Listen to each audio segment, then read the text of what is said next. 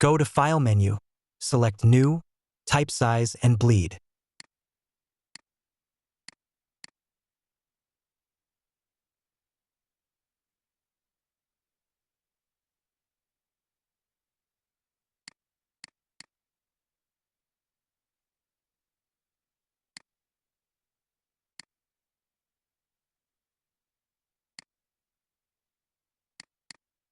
Go to Rectangle tool, click on Artboard, type flyer size. Then align to Artboard.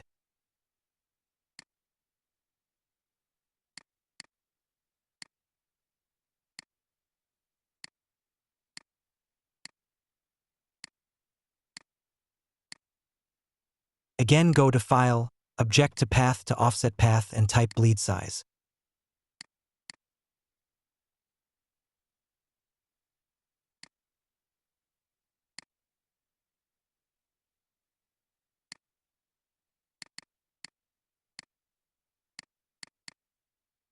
Again, go to File, Object to Path to Offset Path and type guide size.